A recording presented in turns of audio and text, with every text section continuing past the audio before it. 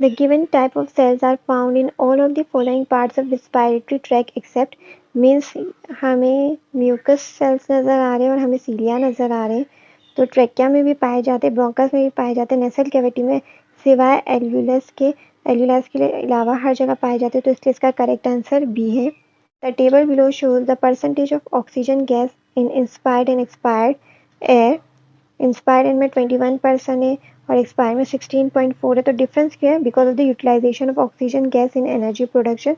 हम जानते हैं जो भी गैस ऑक्सीजन गैस हम लेते हैं वो ग्लूकोज को ऑक्सीडाइज करने में, कार्बन डाइऑक्साइड और वाटर में कन्वर्ट करने में यूज़ हो जाती है और large amount of energy release करती है, तो इसलिए oxygen gas utilise in energy production इसका करेक्ट आंसर है।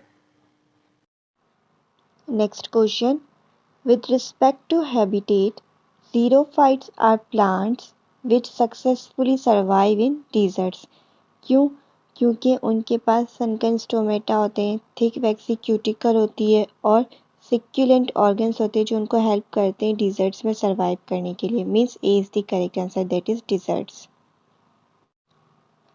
Next question, with reference to the structure of nephron, the production of either concentrated or dilute urine depends upon the length of descending limb of the loop of Henle, because आपको पता है most of the reabsorption of water कहाँ होता है? Descending limb of the loop of Henle में, इसलिए जो इसका करेक्ट आंसर है वो है सी, दैट इज कंसनट्रेटेड यूरिन बनेगी या डाइल्यूट बनेगी वो डिपेंड करता है length of descending limb of the loop of Henle.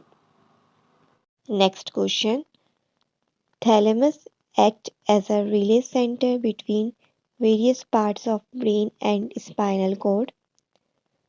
Number 2, hypothalamus controls secretion of pituitary gland. Number 3, midbrain connects forebrain and hindbrain. According to the given information, the part of brain that creates a link between nervous system and endocrine system is, सिर्फ जो option 2 है उसके अंदर हमें दोनों systems interconnected नज़र आ रहे हैं या उनके बीच में लिंक नज़र आ रहा है। हाइपोथैलेमस से हमने नर्वस सिस्टम को पहचाना, सिक्रीशन ऑफ पिट्यूटरी ग्लैंड से हमने एंडोक्राइन सिस्टम को पहचाना। मीन्स टू ओनली किस में था? ऑप्शन बी में था, means only 2 means B is the correct answer. बाकी सब में हमें इनके बीच में लिंक नहीं मिल रहा, means B is the correct answer. Next question, a man is suffering with loss of appetite and sleeplessness. Which of the following parts of this person's brain seems to be affected? हमें given option में से पहचाना था, तो हमारा correct answer है C, that is hypothalamus. Hypothalamus में कुछ इफेक्ट है, इसकी वजह से पर्सन सफ़र कर रहा है लॉस ऑफ एपिटाइट और स्लीपलेसनेस से, means C is the correct answer. Next question, there are certain animals that search for their prey at night. The eyes of such animals have more rhodopsin. B is the correct answer.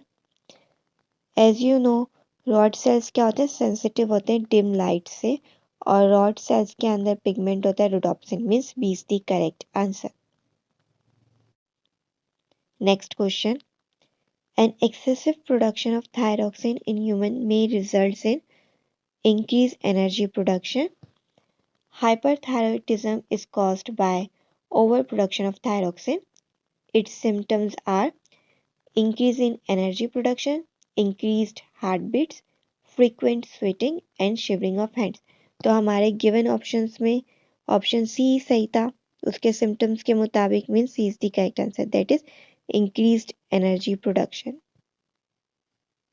The diagrams below show two types of joint found in human beings. Joint 1 and joint 2 की diagrams given है. Which of the following is correct about the location of these joints in our body? यहाँ हमें क्या नज़र आ रहा है? Joint 1 जो ना 360 डिग्री यानी इन ऑल डायरेक्शन मूव कर सकता है, ठीक है, तो इसकी ये बॉल एंड सॉकेट की एग्जांपल है, ठीक है, तो बॉल एंड सॉकेट जॉइंट्स हमें कहाँ मिलते हैं? हिप जॉइंट में और शोल्डर में, इसलिए हमारे जॉइंट 1 के लिए जो आंसर शॉर्टली सो रहे थे वो सी डी थे। जॉइंट 2 हमें क्या नज़र आ रहा है? ए की प्लेन में मूव करता हुआ दिख रहा है, मीन्स ये हिंज जॉइंट की एग्जांपल है। तो हिंज जॉइंट हमें कहाँ कहाँ मिलते हैं, हमें नीज और एल्बो में मिलते हैं, इसलिए एल्बो शॉर्टलिस्ट हो गया। और दोनों करेक्ट आंसर हमारे कहाँ पे, ऑप्शन डी में, इसलिए जो हमारा करेक्ट आंसर है वो क्या है, option D, means D is the correct answer. Joint 1 is shoulder and joint 2 is elbow. Next question. Which of the following is correct about the attachment of origin and insertion? Skeletal muscle का वो part जो immovable bone से attach होता है उसको हम origin कहते हैं, और स्केलेटल मसल का वो पार्ट जो मूवेबल बोन से अटैच होता है उसको हम इंसर्शन कहते हैं। ठीक है, तो हमारे दोनों करेक्ट आंसर्स किस ऑप्शन में थे, वो ऑप्शन सी में थे।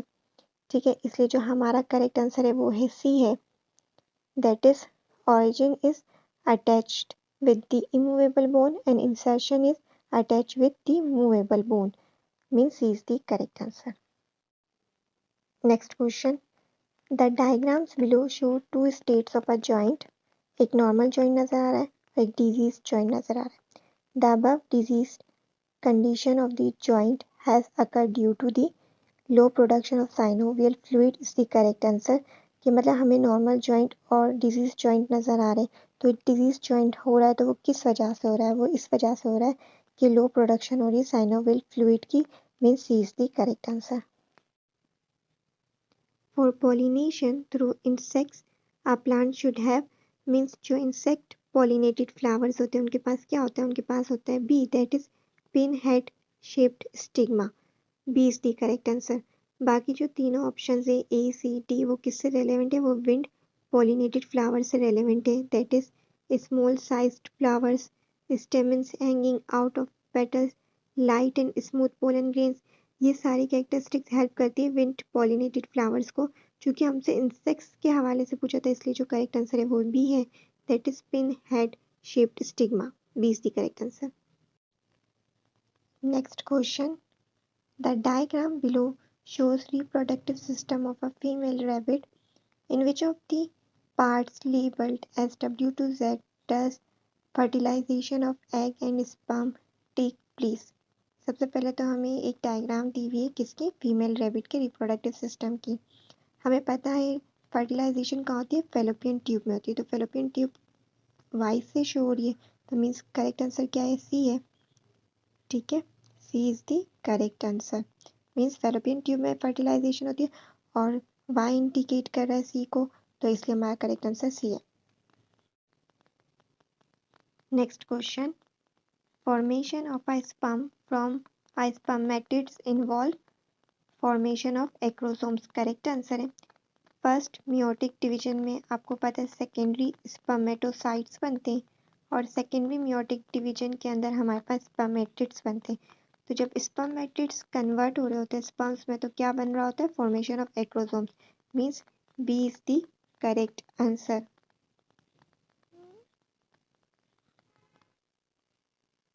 If the sequence of nucleotides of the parent strand in a DNA molecule is CTG-TTAG, then the daughter strand would have the sequence as C is representing cytosinin, T thymine, G guanine और A adenine। Adenine हमेशा thymine के साथ pairing करता है और उनके बीच में 2 hydrogen bonds पाए जाते हैं, जबकि ग्वाइनिन हमेशा साइटोसिनिन के साथ पेयरिंग करता है और उनके दरमियान 3 हाइड्रोजन बॉन्ड्स पाए जाते हैं। तो साइटोसिनिन के साथ क्या होता है, ग्वाइनिन, तो हमारे कौन से दो आंसर शॉर्टलिस्ट हो जाते हैं, बी और डी। टी के साथ adenine means thymine with adenine, guanine with cytosine, thymine thymine, adenine adenine, adenine thymine और ग्वाइनिन साइटोसिनिन। तो हमने पूरा देखा कि करेक्ट आंसर क्या है, बी है, जो बिल्कुल करेक्ट सीक्वेंस बना रहा है, means B is the correct answer. अगर आप नोट करो तो बी और डी बिल्कुल करेक्ट है सिवाय इस पोजीशन के। इस पोजीशन की वजह से बी करेक्ट है क्योंकि आपको पता है एडेनिन थाइमिन के साथ पेयरिंग करता है, यूरेसिल के साथ नहीं, तो इसलिए हमारा जो करेक्ट आंसर है वो है B. Next question. The diagram shows the inheritance of fur color in pure breeding rats. Which rat is most likely to be heterozygous for the fur color? हमें एक पेडिग्री शो की हुई है, इसमें हमें पहचानना option A B C D में से कौन सा रेड हेटेरोजाइगस है फर कलर के लिए? प्योर ब्रीडिंग का मतलब क्या है? प्योर ब्रीडिंग रेट्स का मतलब क्या है? यहाँ पे जो रेड है और यहाँ पे जो रेड है दोनों होमोजाइगस कंडीशन में, मीन्स दोनों के पास आइडेंटिकल एलील्स है।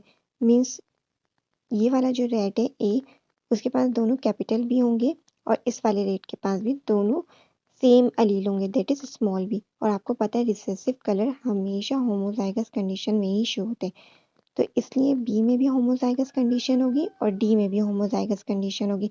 बट फिर भी अगर हमें प्रॉपरली जाना होता तो हम कैसे करते इसको सॉल्व? मैंने इस वाले रेड के लिए दोनों कैपिटल बी यूज़ किया और इस वाले रेड के लिए दोनों स्मॉल बी। ये फिर मैंने इसका यूनिट स्क्वायर बनाया, होपफुली आपको बनाना आता होगा।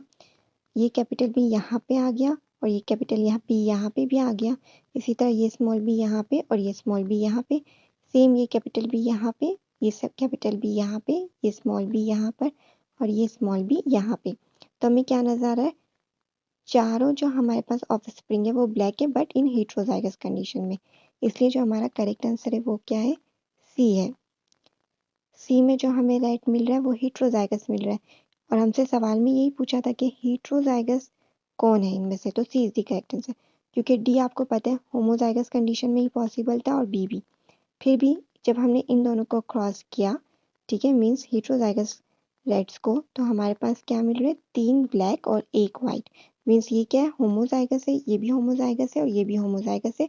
Only the C is the heterozygous. Hopefully आपको ये समझ में आ गया होगा।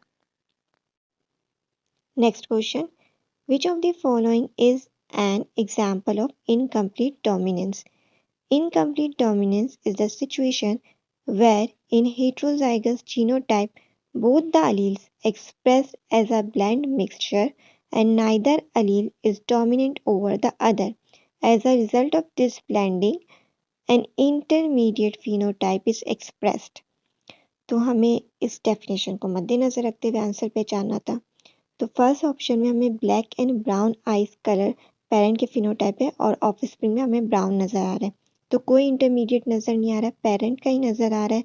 ठीक है, फिनोटाइप तो means A is not the correct answer. A B blood group है पेरेंट का और ऑफस्प्रिंग में हमें ए बी दोनों नजर आ रहे हैं, दोनों एक्सप्रेस हो रहे, कोई इंटरमीडिएट नहीं है, दोनों एक्सप्रेस हो रहे। तो ये किसकी एग्जाम्पल है? को डोमिनेंस की, नॉट द इनकम्प्लीट डोमिनेंस की। ऑप्शन डी में टॉल एंड शॉर्ट है और टॉल हमें नजर आ रहा है, तो मीन्स ये भी इनकम्प्लीट डोमिनेंस की एग्जाम्पल नहीं है। ऑप्शन सी में ब्लैक और वाइट फर कलर है पेरेंट का, जबकि ऑफस्प्रिंग में हमें ग्रे मिल रहा है। यहाँ पे क्या हमें इंटरमीडिएट या ब्लेंडिंग नजर आ रही है, इसलिए जो हमारा करेक्ट आंसर है वो है C. Next question, one of the examples of discontinuous variation in human beings is the difference in blood groups, means D is the correct answer. Discontinuous variations show distinct phenotypes. The phenotypes of such variations cannot be measured.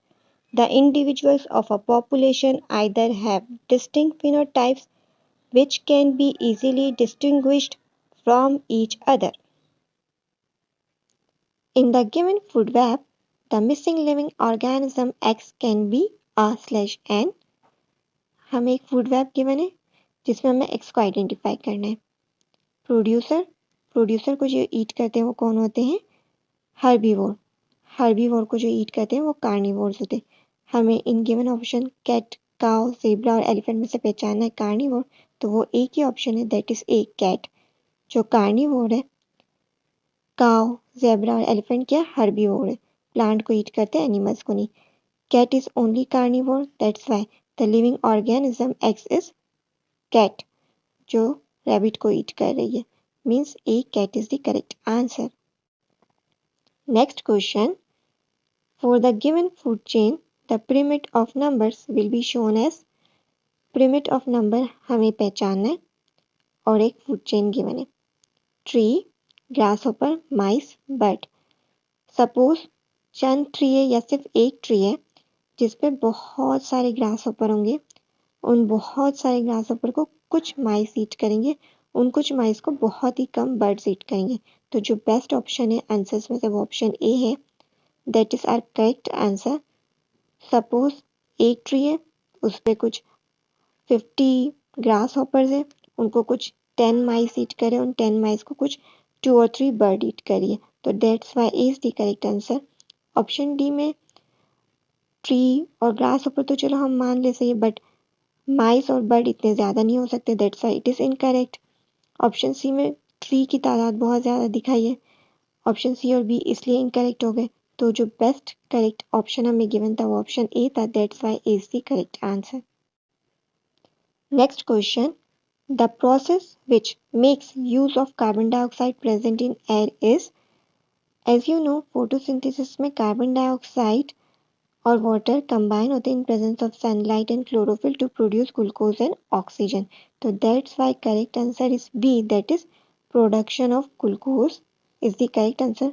बाकी सारे option में carbon dioxide use नहीं होगी, release होगी, that is burning of fossil fuels, assimilation in animals, break down of organic matter. सिर्फ एक ही process में use हो रही थी, वो ऑप्शन बी था, बाकी सारे में क्या होगी, release, that's why B production of glucose is the correct answer. Next question, cavities that appear in dough during bread making is due to the release of carbon dioxide is the correct answer। Carbon dioxide की release की वजह से cavities appear होती है, production of oxygen, evaporation of alcohol, liberation of water vapours incorrect है। Because of release of carbon dioxide cavities appear in dough during bread making means C is the correct answer. Next question, production of single cell proteins is not affected by change in temperature, purity of microbial culture, availability of microorganisms will affect production of single cell proteins, but variation in season will not. That's why A, variation in season is correct answer. Production of single cell proteins is not affected by variation in season, means A is the correct answer. Next question, which of the following drugs is obtained from plants? C. Morphine is the correct answer. Morphine is obtained from plants. Aspirins are artificially synthesized. Penicillin comes from a fungus. Streptomycin are obtained from bacteria. That's why C. Morphine is the correct answer, which is the drug obtained from plant. C is the correct answer. Next question, which of the following should be taken by a person suffering from sore throat to treat the disease? Sore throat is bacterial infection, that's why D, an antibiotic is the correct answer. As you know, an antibiotic is a drug that kills or retards the growth, reproduction of bacteria, that's why D, an antibiotic is the correct answer.